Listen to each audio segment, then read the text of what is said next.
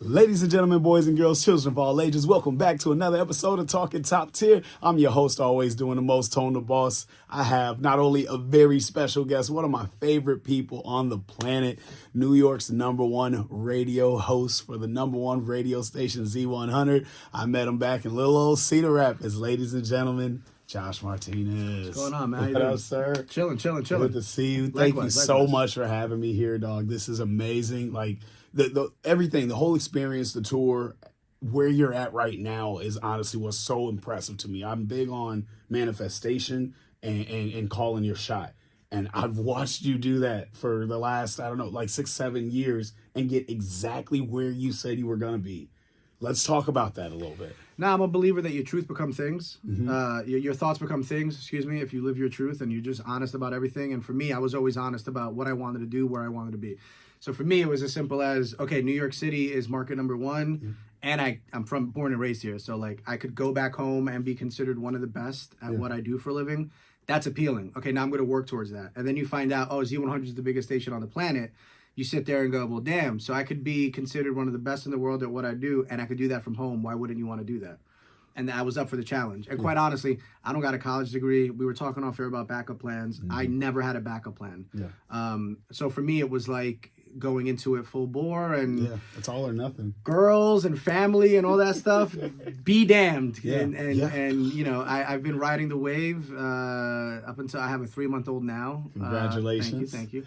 But up until then, it was really a matter of just like focus on what you want to do. And everything is a chess move to get you to where you want to be. Yep. So everything that you do in life, everything that you do in your career should be done with the ideology of that's the end goal. Exactly. You know what I'm saying? It's literally playing a board game of life, not the game of life with the kids and the cars that you lose little pieces. Then you got to use toothpicks. If you lose them, I grew up in the hood, we would improvise. The point is, everything you do should be literally a game of like Monopoly and how to get to that strategy as well. Strategy. And you've been doing such big things, and we're similar in a lot of ways. Like you've really inspired me to do a lot of stuff I've been doing with T1. But you mentioned earlier before we started recording, is like it's always how can we go bigger every time? Talk to me about a couple of big things you've recently done. Recently, I was on stage at Madison Square Garden. I've done that 3 years in a row now, which like being a kid from New York City as a diehard sports fan too, knowing the importance of Madison Square Garden, not only to sports, but to music, to the world. The events that have been held at Madison Square Garden, I needed to be there, right? Even if it's just for 18 seconds with a microphone in my hand, I wanted to make an impact inside a sold-out arena. And that was something that's been on my bucket list since I was a kid.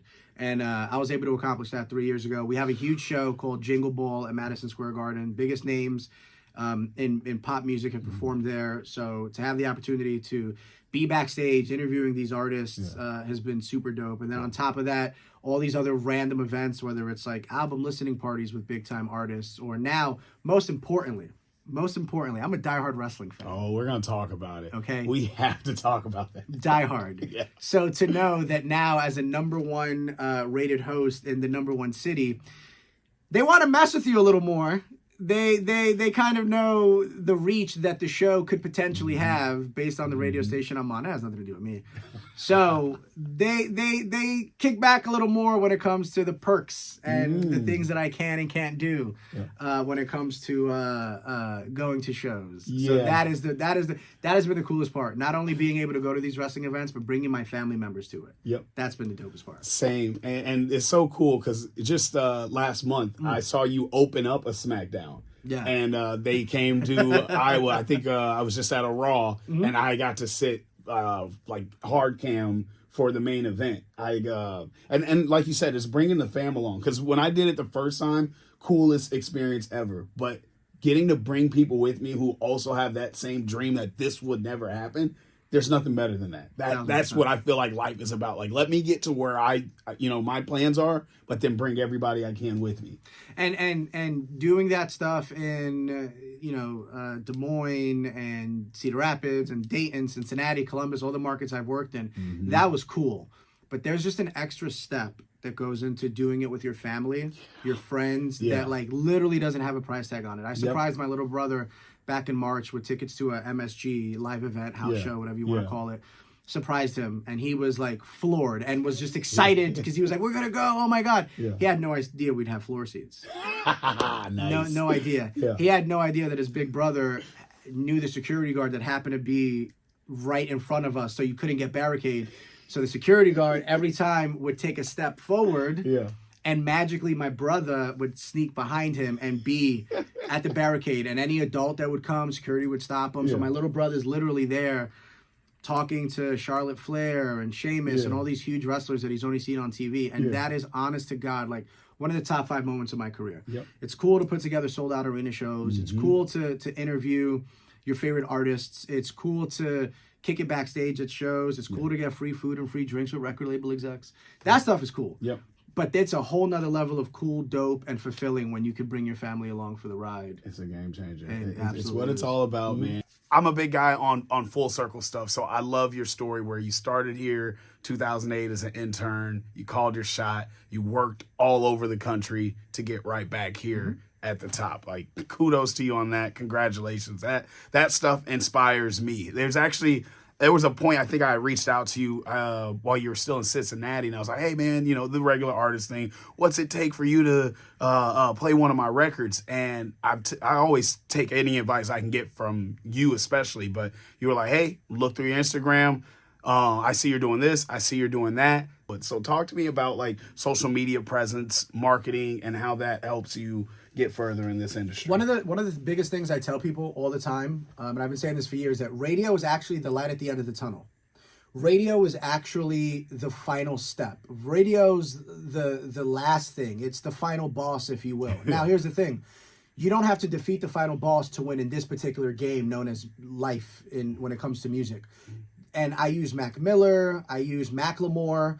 And you can say what you want about Macklemore, but when his first album, The Heist, came out, everyone and their mother was loving it. And the dude got like 90-something% of that album. He only had a like radio working deal with Warner at the time because he was an independent artist.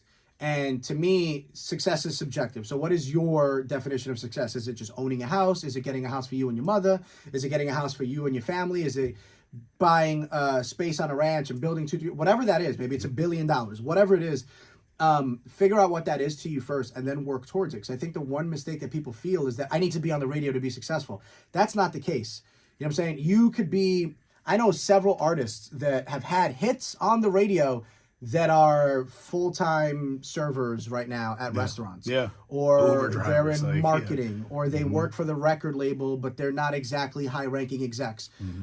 That's because the business dealings were off. You could be an independent artist, and if you're on the road touring and you have merch popping off and you have nice merch that people actually want to wear, you could make a living strictly doing that. You could make a living being an opening artist for a lot of bigger artists, and that's okay. People want to be on the radio, and I get why. Listen, I tell people all the time, if you get a song that pops on radio, all that does is take you to another tax bracket. But that doesn't mean that you can't make your living and live comfortably by being this opening artist, this B artist on a bunch of different tours. New York, I've been out here last few days. I've been lost. I've been commuting like crazy. I didn't know the subway is the ferry, right? When I went to the ferry station, I expected boats and all. No, there was a Staten Island ferry. There are ferries that go to Jersey, Queens, Long Island City, Staten Island. No reason to go to Staten Island, to be quite honest. And I live there. I live there, and I'm telling you that. But no, I mean, the train stations are so much easier now because of this.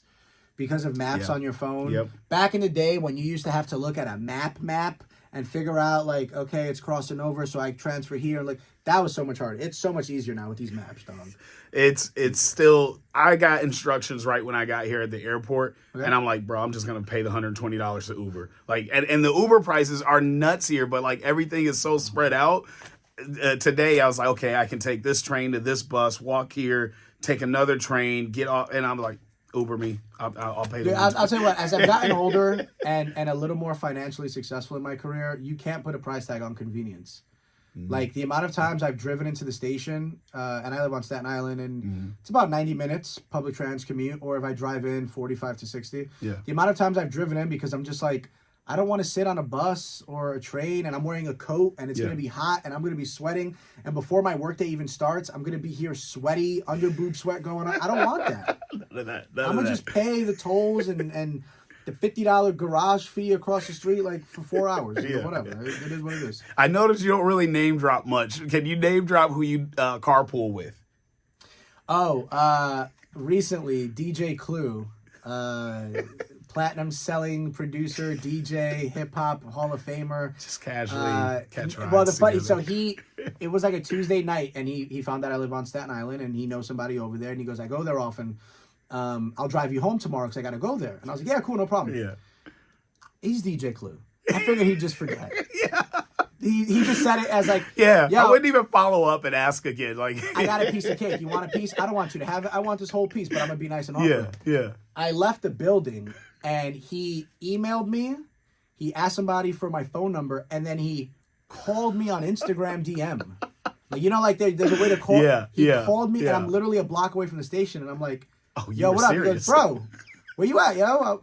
To drive you. I said, I you were just being nice. I kind of fibbed to DJ Clue.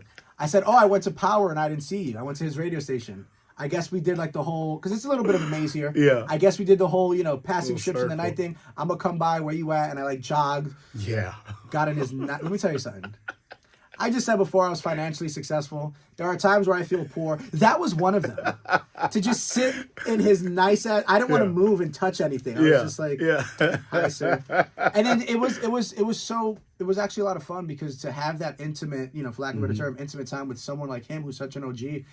And it's an off-the-record type of setting, so you can ask questions about real industry. Conversations. Or just like, hey, I heard you got beef with so-and-so. And he opened up about it. That was kind of dope. Nice.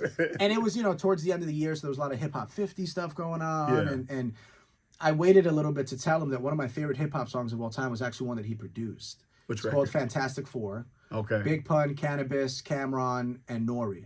Damn. Back in, I think, 98, maybe 99. Nice. Incredible song, incredible beat. Yeah. And I had his cassette tapes, the Clue with his chain, and it's wild that he's a colleague and he's driving me home and I gotta play it cool in the car. Yeah. But inside I'm like, motherfucker, I ain't gonna believe what I'm right. Little sneak selfie here and there. And the best part is that I had him drop, true story. I didn't have a car at the time because in New York City you don't need one. I had Mommy's 2009 Hyundai Elantra with 3 door handles. One of the door handles is missing. And I had him drop me off a block away because I didn't want him to see me go into Mommy's car. Oh, no. But I just bought a car this week and I got an Acura. So there we go. We up, baby. Yeah. So in the spirit of name dropping, because I just want to, do that for you. And I want to get to wrestling too, but before we get to wrestling, one of my favorite interviews I just watched you do is an artist that I secretly admire. I should be more open about it, but JoJo. I met her in 2007, sweetest kid ever, and then just watching her, grow up, and then kind of she took a break from music. Well, she had to. It was a lot of legal stuff. Yeah. Just search JoJo Blackground Records. Or Black Ground, I think it is. A lot of legal stuff going on where she couldn't even do anything. This isn't no Taylor Swift re-record. I'm talking about she couldn't do anything. But look that up. It really shows actually the nuances and the danger of the record industry as well. Yeah. So do some deep diving into that. But she was doing Moulin Rouge on Broadway. I saw the show Friday night. She came in that Monday. I got the text on Saturday about it because people knew. Watch his interview with JoJo. He got to speak for me because that was everything I wanted to say. It was super dope. And I've just been watching what's super dope. And I think this is why I really mess with you is the wrestling connection, dog. This year I got offered to help set up the ring and do all this stuff at the Wells Fargo Arena. And when that didn't work out, they were like, okay, we can't do that because we got 40 people, but we do have these seat filler positions. I was like, that sounds dope and a lot less work. So I've taken that on. And then the first time I did it, brought my brother. And this time I got all my friends and it's been dope.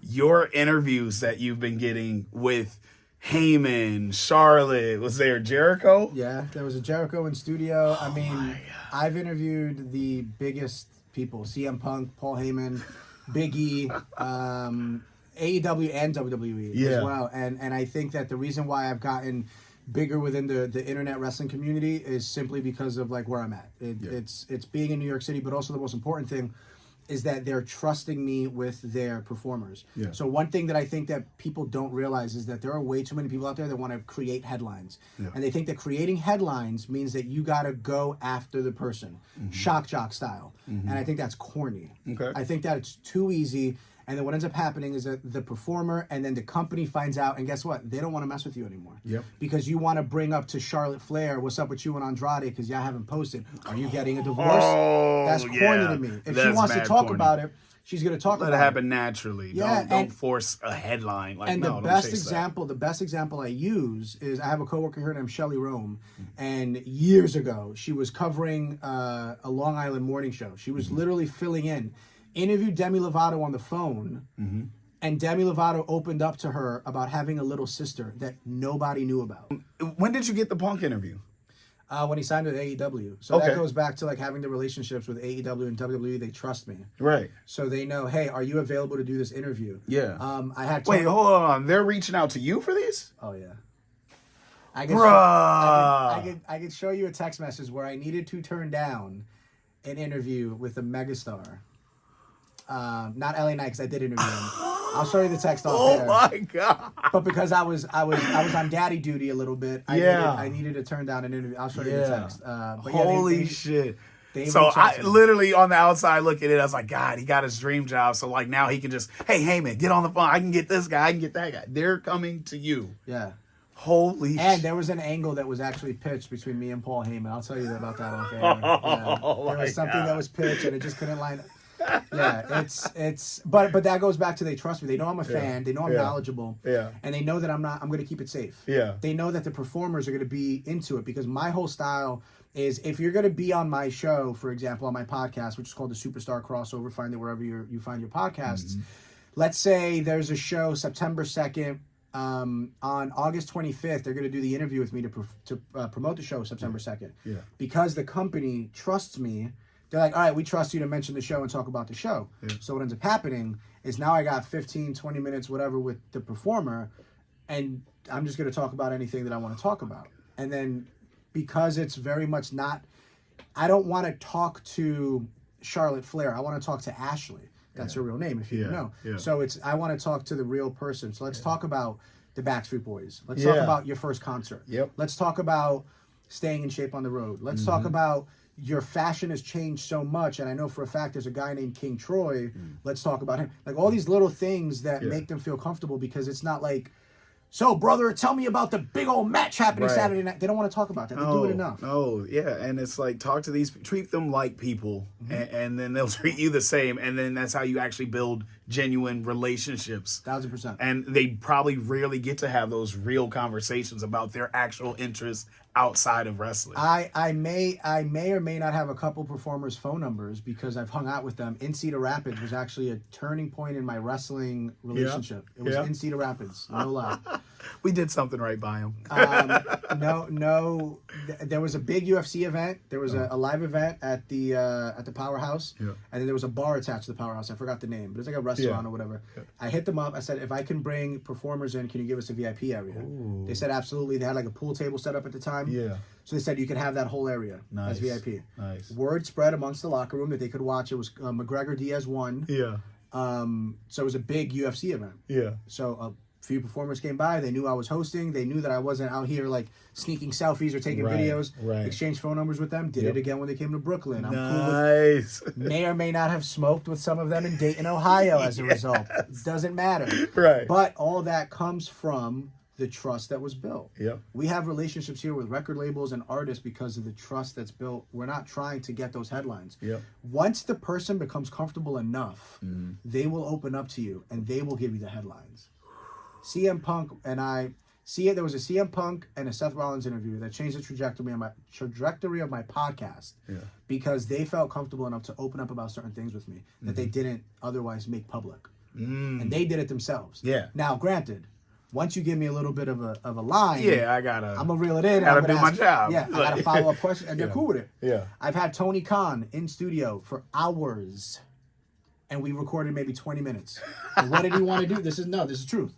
He wanted to hang out here, and when I told him, I know you're busy. Whenever you want to leave, he literally looks at me and goes, No, I'm fine. Me, Tony Khan, and a marketing guy from AEW for multiple hours sitting in this studio where me and Tony Khan talked about everything but wrestling.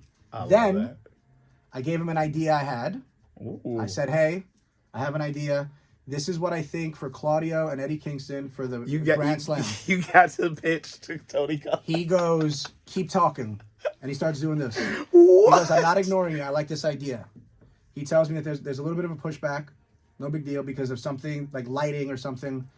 We could work with this. Yeah. I go, okay, could work with this. This is cool.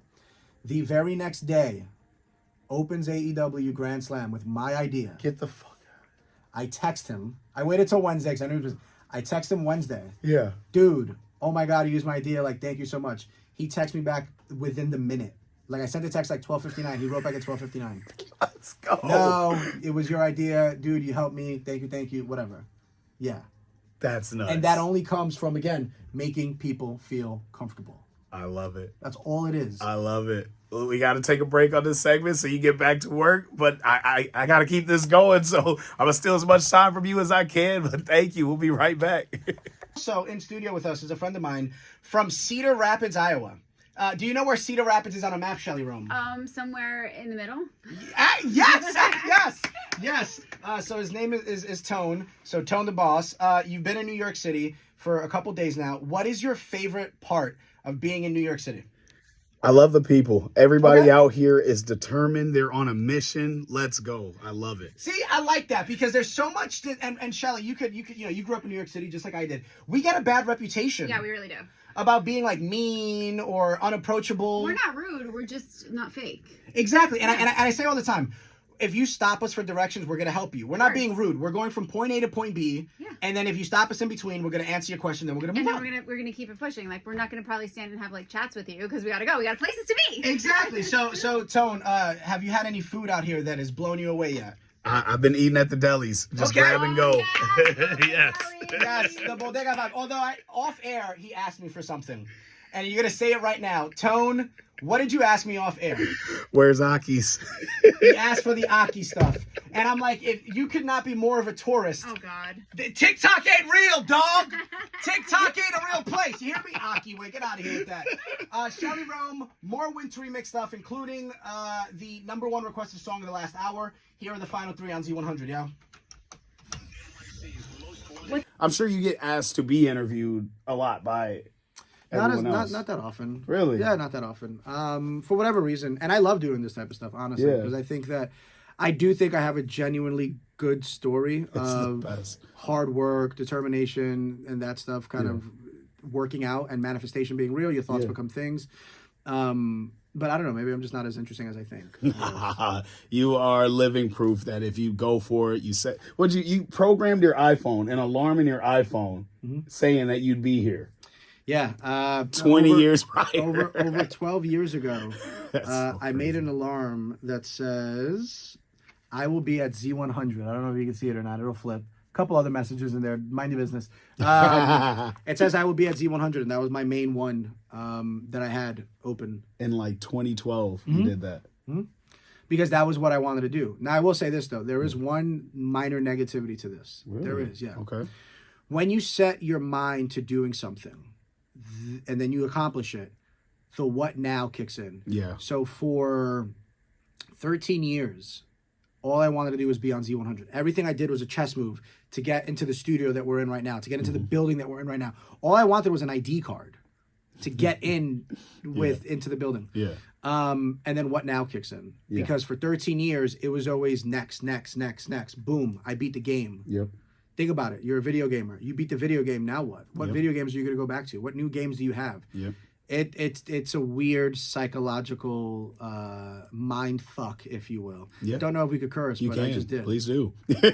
So I had a very similar moment last year. Well, I guess the year before last now because we're in 2024. But when I did the first Iowa Music Awards, it was a 10-year dream of mine. One of the dreams that like I always knew I had to do it, but I kind of hoped like, okay, maybe somebody else steps in and I could just participate. But the fact that I threw it, like obviously I can't win an award or anything of that nature. But I really had that moment after it was the most successful thing that I dreamt of, put together myself, and made happen. I literally broke down in tears of just gratitude of like, I did it. I set something out. I planned it.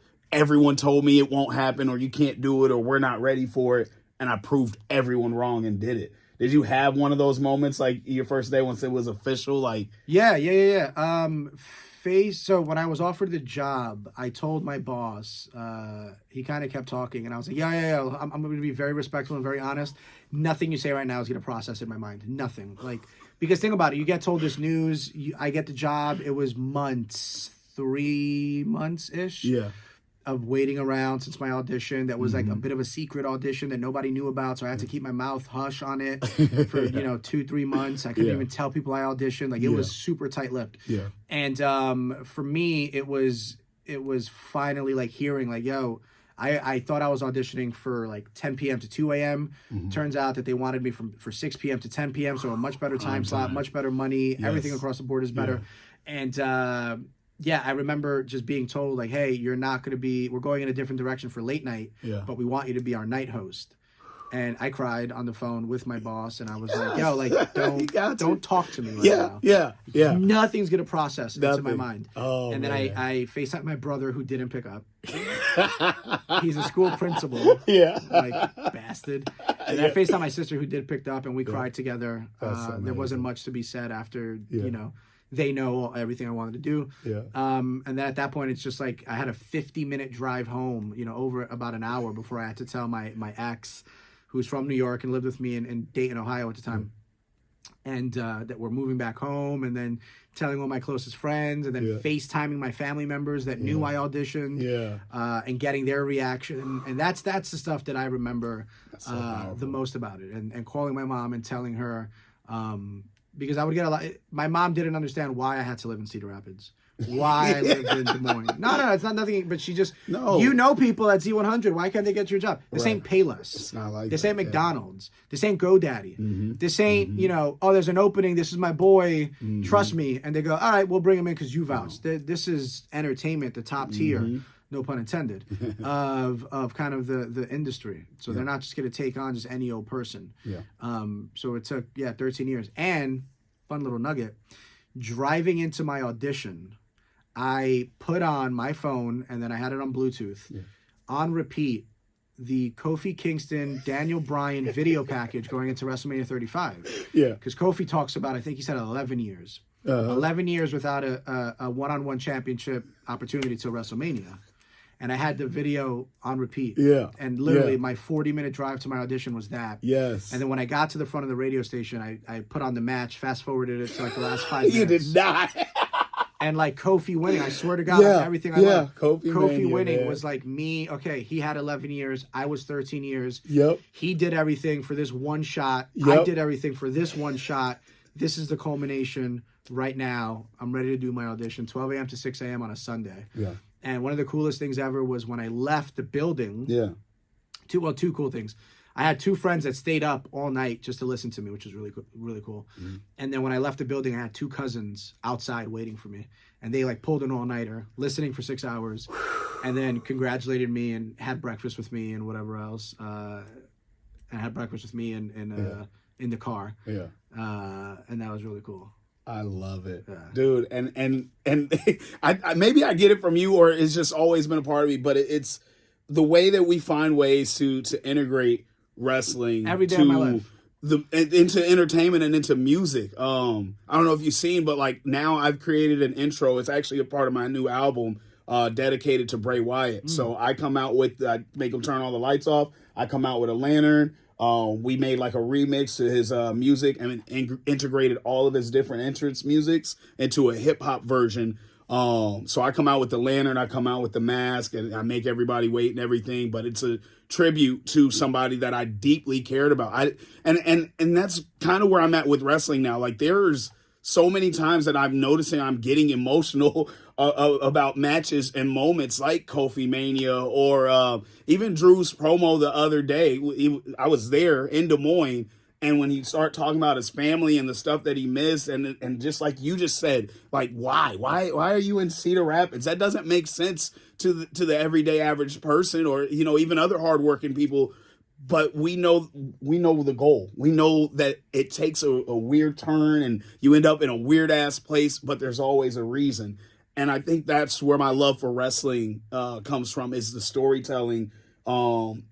On and off camera, the real journey and grind that each one of the superstars go through. So, how do you feel the state of wrestling is right now with WWE, AEW? I think it's the best it's ever been. For obvious reasons, you're giving people other options. Obviously, WWE monopolized essentially the industry for close to 20 years. So now you're giving people options to walk away. Yep. Someone like a Drew McIntyre, for example, right? There's rumors that his contract's been up for a little bit, or it's coming up, and he's not happy. Years ago, he had no choice but to sign with them, or leave, and take less money, or try to do movies, try to do something, and then come back. But now with AEW in the picture and the independent scene booming the way it is, and New Japan doing as much work as they are in the States, and there's extra pay opportunities and extra living opportunities for these performers. Which, because of the competition, now it makes everybody elevate their game. I firmly believe that if not for AEW doing what they're doing, I don't know if WWE would be as successful as they are right now, in my opinion. I mean, even the superstars have come out and said, we got a pay increase because of AEW being an option. So, thank you, Cody. No, and it's true, but I mean, think about it. If there's one nightclub in downtown Cedar Rapids and everybody goes to it, maybe it gets corny, maybe it gets unfun. That's the only option, though. If you have 3 nightclubs in Cedar Rapids and one of them is whack, guess what? You go to the other one. Check out that scene, scope it out, see what the vibe is. That's what it's like. The only difference is that they're making a hell of a lot more money than we ever will. Exactly. I model a lot of what I do with entertainment off of wrestling as well, because of wrestling has the big four to me, the Survivor Series, WrestleMania, Royal Rumble, SummerSlam. Yep. So I do Iowa Summer Jam. My music awards is kind of my WrestleMania. We have an anniversary party, and then we kind of have like a 4th big event. Like we did fashion last year, and we just kind of switch it up. But they really just have a great model that I feel like is just good for business all around. Everything I've done and do is around wrestling. I no, seriously. When I was running radio stations, when coming up with promotion ideas and coming up with taglines and things, it's like anything that's a first ever, just pound the shit out of it. Yes, and that comes from wrestling. The first ever this match, and even though everybody talks about WrestleMania 10 being the first ladder match between Shawn Michaels and Razor Ramon at Madison Square Garden, it wasn't. No, Shawn Michaels and Bret Hart were doing it at house show for years before, but you throw marketing. first ever on it, marketing. Everybody talks about it. First ever. Everybody thinks about it. Everybody has more importance to it. It's all about marketing, and I got it all from wrestling. Same. The way I speak, the words I use, it's all been wrestling based my entire freaking life. Okay, we got to get into some Mount Rushmores, but not just who's your top 4, top 5, or anything. I want to know, on the business level, even if you want to do promos, let's talk. Let's break it down. Okay. Who do you think the 4 best in however many categories you want to go through? Okay, you go first. Well, tell me what category. I would say let's do mic work. Let's talk promos. We just got a big return from The Rock. I'm really hoping Paul Heyman, yes, Bobby Heenan, The Rock, and the 4th is tough. So I immediately, when I think of somebody on the mic, I immediately think of a manager, because their job is to talk you into the building for the person that can't talk. But because I said Heenan and Heyman, now I'm thinking of a performer who made me care about matches. I'll say this: anyone who thinks The Miz is on it doesn't know wrestling promo. I think The Miz is the most overrated promo person in wrestling history. He's an incredible talker. He's not a good promo. Every promo he does, he gets fiery, then he does this, and he gets, and then he runs on his resume. I'm a 2-time Grand Slam, whatever he says. It's the same stuff. He's a great talker. Okay, but he doesn't make you want to go, well, damn, I want to see him go up against Gunther or anybody. He just talks with passion. Great, that's a good actor. That's cool. Different than a promo. But while I'm saying all that, Dusty Rhodes came to mind. So I think I would go Heyman, Heenan, Rock, Dusty Rhodes. I think that when it's all said and done, Roman Reigns will be up there. Wow. Because the stuff he's been doing the last couple of years has been amazing. His pacing, his the wit, nuances. the comeback. Yeah, very good. Jake the Snake is somebody that immediately comes to mind Where's as well. Cena on your list? He's cute. What? He's cute. But I think that he's great, but he's incredible. I'll say this. He's incredible at blurring the lines between wrestling and sports entertainment and what we think we see or hear in the IWC, the Internet Wrestling Community. He does an incredible job of that blend of things. Like he like recently with why am I blanking? Austin Theory. Kind of that blending of like telling us kind of what we know. Speaking for the audience. That stuff is cool. Great on the mic, but if you're talking about 4 greatest, I don't think he comes to mind. Jake the Snake Roberts will literally slow down and whisper. And what do? You stop and you go, huh? Yep. You shut up. Ric Flair is up there. Yep. The reason why I wouldn't put Flair on the top 4, I think that I don't want to say one-dimensional because I feel like that's very disrespectful. But I feel like, let's say... We haven't seen him explore another character. Let's say, hypothetically speaking, let's just say everybody talks about 5 tool players in sports. Yeah. Let's say that Heenan, Heyman, Rock, and Rhodes were 5 tool players. I feel like someone like Cena is like 4.5. Like there's just something missing, and that's not a bad thing, by the way. Wrestlers would kill to be 3 stars. I mean, think about it. That's what sports entertainment is. Yep. CM Punk is up there as well. Obviously, more recently. Yeah. I think that one of the more underrated people ever is Dolph Ziggler. If you actually listen to a lot of his promos when he was elevated a little more, he was really good at making. They had something with that. It should have been me, but they just beat it over the head so bad when he was going against Kofi.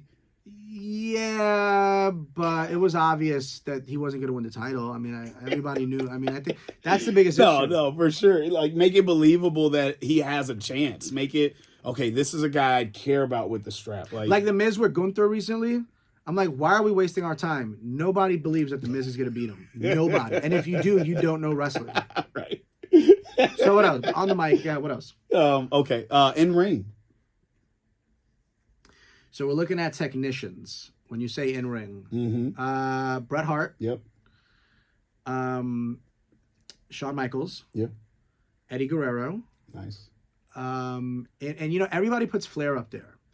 And here's my one little caveat with Ric Flair. It's kind of the same match. Yeah. It's kind of the same match. And listen, if it ain't broke, don't fix it. So he's killing it. That dude bumps and feeds and the way they get to the finish and at his heel, at his heel pinnacle, NWA, WCW, the fuck finishes and getting around it, incredible. But when you're talking about like in ring only, nothing else, I would say Bret, Shawn, Eddie Guerrero's up there, and then the 4th is always tough, because it's like, do you look at someone? Stay with me. Do you look at someone like Brock Lesnar? When you look at his size and what he's been able to do with the little guys or the big, like for all these years, man, the freak athlete he is, the freak specimen he is, all that weight that he's got to carry around with him, and he's doing these 10, 15, 20-minute matches. The believability of the matches, the way he's working. He could have hit that star press. He just didn't at that time. Well, he was probably just tired as shit. But think of the matches he had, like Survivor Series back-to-back years, AJ Styles and Daniel Bryan. Those matches. That Daniel Bryan. Both, honestly. But yeah. The believability with them. The CM Punk match. To be able to sell that a guy that size could even touch Brock just says something to Brock's level of athleticism. God, 100%. But if you want to think like across the board, I feel like someone like Brock is extremely underrated on these lists. Oh yeah. Will I put him Mount Rushmore? No. So I'm still copping out of a 4th because I can't.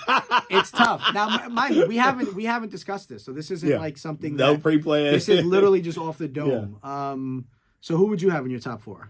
Oh man, promo wise, I actually would say Rock, Cena, Macho Man. Nothing gets you going like the Macho Man, like the Mach. God, yeah, that fourth one is tough. That fourth one is tough. I'm a big Hogan hater, just because of personal. No, it's I not just, in-ring even or- at the peak of Hogan, I always thought he was corny. But I grew up. I love that NWO shit. I think that's why I hate him so much as a person now, because I loved him so much. I loved the growing NWO. I didn't like him. I always thought he was corny. Yeah. Right when he was the Real American and growing up, I always thought he was corny. Yeah. That's why I was a diehard Ultimate Warrior fan. I always thought. I like Warrior because I hate Hogan. Well, no, I also fell in love with Warrior. But at the time, it was like this or that, you know. Yeah. And to me, it's like Hogan was corny. So say your prayers. Even when I was young, I thought that was whack. Right? Yeah. And then all of a sudden, now he's still this old bald guy. Yeah. That's now running around with these cool cats, and it was like, "How do you do, fellow kids?" Yeah. Like, he hanging on to the youth. and he wouldn't curse. He would say "but," and he'd be like, I think he did a promo on Nitro, and he said at Goldberg, "I'm gonna kick your butt," and I'm like, "There's nothing cool about butt." Say ass, guy. And then there's a chair shot that he gives to Conan that's like viral because it's so bad. Yeah. Fourth guy on promo for me has got to be Stone Cold. Okay, I can live with that. Yeah. I think there's better, but I'm not mad if somebody puts him up there. Yeah. But yeah, in-ring technician. I know a lot of people would say Owen Hart. I said Flair, Steamboat, but I hate to cop out on a fourth. So then, you know what? I'm going to put Brock Lesnar up there. I like it. Based on he longevity deserves and it, size. and I feel like no one else is putting him on the list, and it's just that's an easy answer. So then why isn't he the answer? Yeah, he's incredible. Man, I think I'm ready to go live, knock out these this or that's with you. Thank you so much. I heart New York City. I heart New York All City. encompassing. This is awesome. Thank you, Josh. All love, bro. Yes.